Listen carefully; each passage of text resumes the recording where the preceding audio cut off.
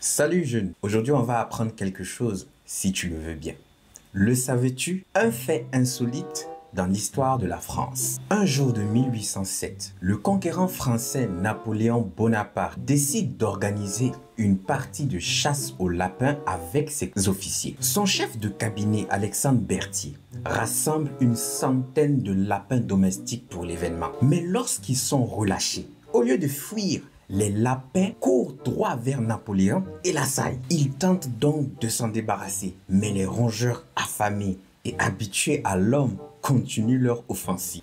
Finalement, Napoléon et son entourage décident de battre en retraite dans leur carrosse pour échapper à cette attaque sauvage de lapins domestiques.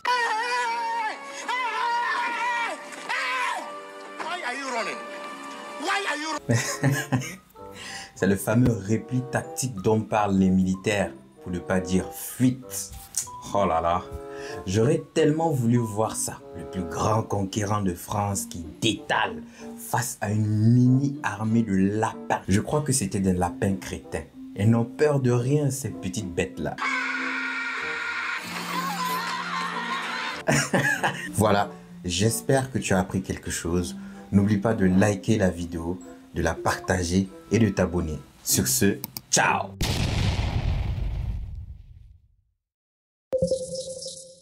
Salut jeune! Aujourd'hui on va apprendre quelque chose si tu le veux bien. Le savais-tu? Un fait insolite de l'histoire de la France. En 1830, après l'abdication de Charles X lors des révolutions de juillet, son fils Louis XIX monte brièvement sur le trône. Et quand je dis brièvement, c'est brièvement.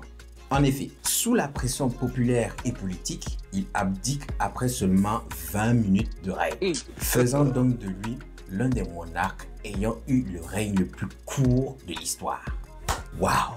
Je crois qu'il avait des problèmes d'endurance, si tu vois ce que je veux dire. J'espère que tu as appris quelque chose. N'oublie pas de liker et de partager la vidéo et surtout de t'abonner. Sur ce, bye!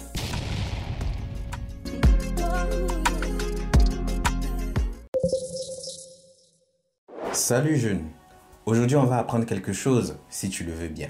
Le savais-tu? Le métier de testeur d'îles paradisiaques consiste à séjourner sur des îles tropicales pour évaluer la beauté, le confort, les activités disponibles et l'accueil des habitants. Certaines entreprises hôtelières et touristiques recrutent ces explorateurs de luxe pour promouvoir leur destination auprès des voyageurs. Alors là, contrairement à un travail classique, il s'agit d'être payé pour se détendre dans un décor de rêve.